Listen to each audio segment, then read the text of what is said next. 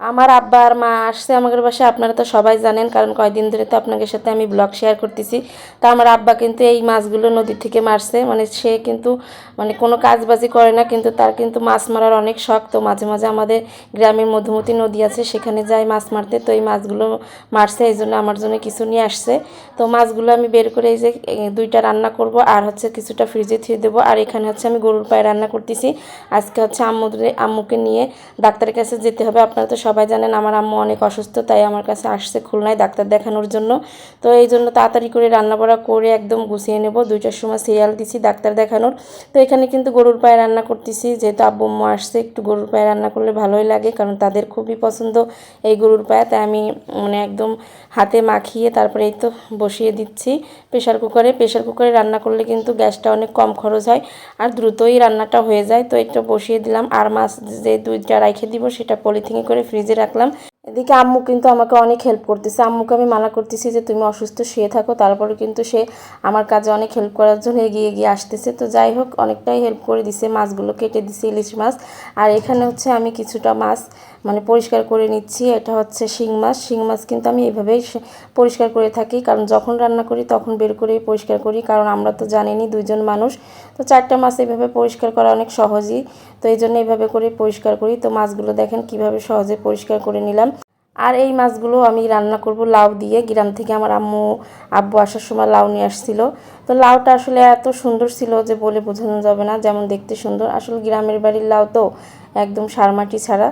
তো সেই জন্য লাউগুলো মনে করেন কুটে নিছি। আর এখানে হচ্ছে আমি মশলাটা কষিয়ে নিচ্ছি, আর মাছগুলোও কষিয়ে রান্না করব। তো আম্মুকে জিজ্ঞেস করতেছিলাম যে আম্মু ভেজে রান্না করব নাকি কষিয়ে রান্না করব। তো আব্বু বলতেছিল যে কষিয়ে রান্না করো, কারণ মাছ কষিয়ে রান্না করলে নাকি ভালো লাগে।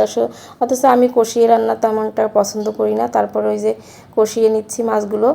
তো এইভাবে রান্না করলে নাকি বেশি স্বাদ লাগে, আমি জানি না, তবে আমার কাছে ভেজে রান্না করলেই বেশি ভালো লাগে। অনেকেই আছে কষিয়ে রান্না করে খায়।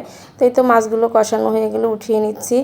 আর আম্মুকে যেহেতু মানে দুপুর 2টার পরে ডাক্তারের কাছে নিয়ে যাব, সেহেতু আমার কিন্তু 12টার ভিতরে রান্না বাড়া কমপ্লিট করতে হবে। আর হচ্ছে আপনাদের ভাইয়া 1টার সময় আসবে বাসায়, এসে খাওয়া দাওয়া করে আমরা সবাই বেরিয়ে যাব। এখানে কিন্তু কিছুটা মাংস ছিল ফ্রিজে, গরুর মাংস, সেটাও বের করে নিছি। আজকে আর মাংস রান্না করা লাগলো না, কারণ ফ্রিজে কিছুদিন আগে এই মাংসের টুক রেখে দিয়েছিলাম, যে কোনো আত্মীয় স্বজন আসলে রান্না করা যাবে, তো সেজন্য বের করে নিছি। আর এখানে কিন্তু প্রেশার কুকারের এই তো সেই গরুর পায়াটা কষিয়ে নিচ্ছি। আর যতটা কষানো হবে ততটাই কিন্তু মানে অনেক মজা হবে। তো প্রেশার কুকার আসলে কষানো যাচ্ছে না, সিদ্ধ ঠিকই হয়ে গেছে। তো আমি এই জন্য কড়াইতে নামিয়ে নিলাম, সুন্দর করে কষিয়ে নেব। কষানোর পরে তারপরে আমি কিছুটা এলাচ বেটে দিয়ে দিচ্ছি, কারণ আমি কিন্তু এলাচ আগেই দিছিলাম না, এই তো এলাচটা দিয়ে দিলাম বেটে। তো আমি কিন্তু কষানোর সময় মানে মাংস, তারপরে এই যে গরুর পায়ে সব কিছু এলাচ পরে দিয়ে দিই, মানে কষানোর সময় বেটে দিই। তো এই তো কষানোটা সুন্দর করে হয়ে গেছে, এখন আমি পানি দিয়ে দিচ্ছি। তো গরুর পায়াটা আসলে আমি এখন খাবো না, এটা রান্না করে রেখে দিব, হয়তো সন্ধ্যার সময় আব্বু আম্মুদের নাস্তার হিসেবে দিব। আর যদি তারা খেতে চায় তাহলে খাবে। তো এখানে দেখেন লাউটা কিন্তু একদম সুন্দরভাবে নরম হয়ে গেছে। আসলে কি আর বলবো, দেখেও ভালো লাগতেছিল লাউ। তো লাউ কিন্তু আমার অনেক প্রিয়, আমার আব্বু আম্মু জানে, এই জন্য আমার জন্য একটা লাউ নিয়ে আসছে বড় দেখে।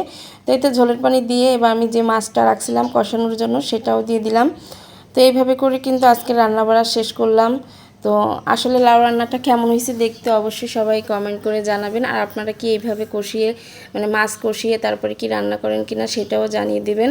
এখানে এই তো মানে রান্নাটা শেষ করলাম। আর এদিকে হচ্ছে পুঁই শাক দিয়ে, আর যে আব্বু যে ইলিশ মাছ আনছিল সেই ইলিশ মাছটা দিয়ে আমার হাজব্যান্ড রান্না করতে বলছে। আমার স্বামী কিন্তু আসলে পুঁই শাক দিয়ে এই যে ইলিশ মাছের মানে মাথা কাটাকুটো দিয়ে রান্না করলে অনেক পছন্দ করে। তো আব্বু তো অনেক ছোটো মাছ নিয়ে আসছে, ইলিশ মাছ। তো ভাবলাম কি কাটাকুটু ক্ষুধা মানে হচ্ছে না সেরকম বেশি, এই জন্য 2টা ছোটো মাছ কেটে নিছি। তো এই তো পুঁই শাকটা কষিয়ে এবার একটু পানি দিয়ে তারপরে ওই তো মাছগুলো দিয়ে দিব। তবে এই রান্নাটা আমার হাজব্যান্ড আমার খুবই পছন্দ করে, যেটা আসলে বলে বোঝাতে পারবো না। আর এটা অনেক সিম্পল রান্না, শুধু পেঁয়াজ আর মরিচ দিয়েই মানে পুঁই শাকগুলো তেলের ভিতর কষিয়ে তারপরে ঝোলের পানি দিয়ে মাছগুলো দিয়ে দিতে হয়, খুবই অসাধারণ হয়।